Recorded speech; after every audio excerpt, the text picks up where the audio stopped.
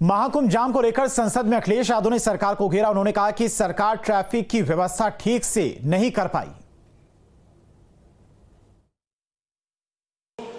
सभापति महोदय, अगर लोग तकलीफ में रहे, परेशानी में रहे, और ये पहली बार हुआ होगा ऐसा कि लोग 300 किलोमीटर के जाम में फंस गए।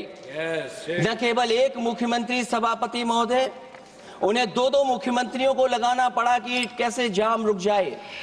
सभापति, इसके साथ साथ इन्हीं के संगठन के लोगों को जब लगा कि वो व्यवस्था नहीं बना सकते, तो इतने दिनों बाद इनके संगठन के लोगों की अपील है कि भारतीय जनता पार्टी के कार्यकर्ता बाहर आए और लोगों को सुविधा दें, परेशानी दें। ये बात तब सभापति आई है जब लोग दुख, तकलीफ, परेशानी की वजह से इनके खिलाफ चिल्लाने लगे, इनके खिलाफ बोलने लगे। सभापति महोदय, मैं ये पूछना चाहता हूं,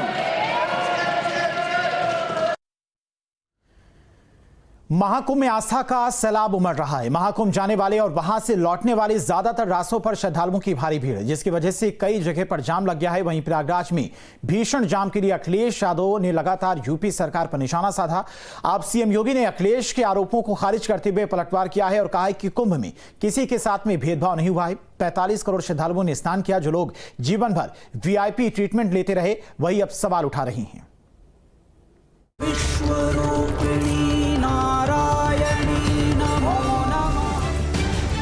महाकुंभ में आस्था की डुबकी लगाने के लिए लोगों का सैलाब उमड़ रहा है, लेकिन प्रयागराज जाने वाली डगर कठिन है, क्योंकि रास्ते में मिल रहा है महाजाम।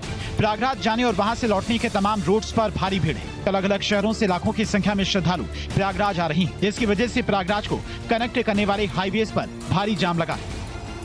देखें, यहाँ पर 12 किलोमीटर के करीब लंबा जाम जो है वो लगा हुआ है। हजारों की संख्या में लाखों गाड़ियां इनमें फंसी हुई है। 2 पहिया बाइक की बात करें, 4 पहिया गाड़ियों की बात करें, तो एक साइड में 4 रो में गाड़ियां चल रही है। और जिस तरह की तस्वीरें तमाम जो हाईवे से उससे सामने आ रही है, लोग घंटों जाम में फंस रहे हैं। वहीं प्रयागराज में भीषण यातायात जाम के लिए अखिलेश यादव ने लगातार यूपी सरकार पर निशाना साध रही है। अखिलेश यादव ने आलोचना करते हुए कहा कि प्रयागराज में चतुर्दिक जाम की वजह से शहर के लोग घरों में कैद हो गए हैं। प्रयागराज में जितने भी रास्ते हैं आने जाने के, सब पे जाम है। पहली बार ऐसा देखने को मिल रहा है कि प्रयागराज के लोग हाउस अरेस्ट हो गए हैं। जो इंतजाम सरकार को करने चाहिए थे और सरकार ने सबको बुलाया है। 100 करोड़ का इंतजाम करने वाले 40 करोड़ का इंतजाम क्यों नहीं कर पा रहे हैं? और तब जब इनकी डबल इंजन की सरकार है, बजट दिल्ली ने भी दिया होगा, यूपी ने अपना 10,000 करोड़ से ज़्यादा पैसा लगाया। सोचिए, कल्पना कीजिए, अभी तक का सबसे महंगा ये कुंभ होने जा रहा है। अभी तक किसी ने भी इतना पैसा नहीं खर्च किया होगा जितना इस कुंभ में खर्च हो रहा है। व्यवस्थाएं क्यों नहीं बना पा रहे हैं? लोगों को सुविधा क्यों नहीं दे पा रहे हैं? महाकुंभ पर अखिलेश के आरोपों पर सीएम योगी ने पलटवार किया और कहा कि जो कुछ नहीं कर पाए वो दुष्प्रचार कर रही हैं। महाकुंभ में स्नान को लेकर कोई भेदभाव नहीं हो रहा है। जो लोग कर नहीं पाए, आज वे महाकुंभ के बारे में वही दुष्प्रचार करते हैं। कहते हैं साहब वीआईपी दर्शन हो रहे हैं। वीआईपी दर्शन क्या हो रहे हैं? कुंभ में तो हर व्यक्ति आएगा, वहां तो किसी के साथ कोई भेदभाव नहीं है। न जाति का भेद है, न पंथ का भेद है, न क्षेत्र का भेद है, न भाषा का भेद है। पूरा देश आ रहा है और 29 दिन में 45 करोड़ श्रद्धालु अब तक वहां स्नान कर चुका है। आप मुझे बताओ, भारत और चीन के बाद किसी देश के पास 45 करोड़ की आबादी निवास करती है क्या? और एक अस्थायी शहर में 45 करोड़ श्रद्धालु आकर के डुबकी लगा करके चला जाए, तो इससे बड़ी बात और क्या हो सकती है? लेकिन जिनको नकारात्मकता फैलानी है, और नकारात्मकता फैलाने वाले कौन लोग हैं?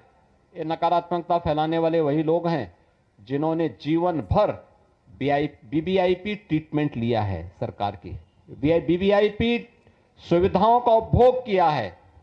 और क्या ही नहीं, आने वाली पीढ़ी के लिए भी एक रास्ता खोलने का प्रयास किया था उन्होंने कि वे तो ले ही ले, लेकिन उनकी आने वाली पीढ़ी भी इस सुविधा का उपभोग करे, जैसे देश उनका बपोती हो।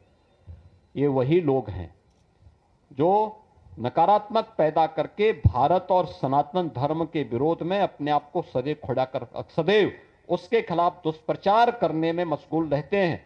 ये वही लोग हैं जो इस प्रकार का दुष्प्रचार कर रहे हैं।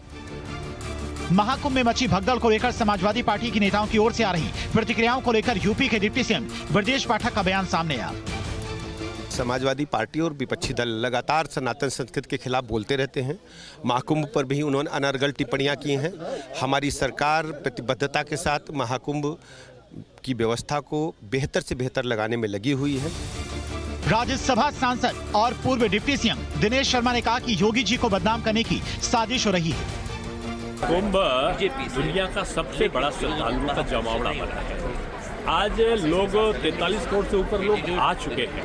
कुछ लोग ऐसे हैं जो आज कुंभ की भीड़ को देखकर वो कुंभ की व्यवस्था को शिकार बना रहे हैं। योगी जी को बदनाम करने के लिए, मोदी जी को बदनाम करने के लिए, बीजेपी को बदनाम करने के लिए। अरे भाई, कुंभ को राजनीति का अड्डा मत बनाओ।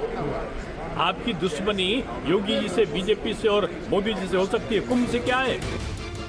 भारी भीड़ को देखते हुए सीएम योगी एक्शन में आ गए हैं। प्रयागराज कुंभ में बढ़ती भीड़ को देखते हुए सरकार ने एडीजी अमिताभ यश को कुंभ मेला भेजा है। एसटीएफ अमिताभ यश ने मोर्चा संभाल लिया है और क्राउड मैनेजमेंट के लिए जरूरी दिशा निर्देश दे रहे हैं। महाकुंभ में स्नान का शुभ मुहूर्त 144 वर्ष बाद आया है, जिसमें हर श्रद्धालु आस्था की डुबकी लगाकर अपना जीवन धन्य करना चाहता है। इसलिए श्रद्धालुओं की भारी भीड़ उमड़ रही है। प्रशासन पूरी तत्परता और कुशलता के साथ भी क्राउड मैनेजमेंट और ट्रैफिक कंट्रोल में जुटा है। सरकार ने श्रद्धालुओं से अपील की है कि वो अफवाहों पर ध्यान न दें और प्रशासन के निर्देशों का पालन करें।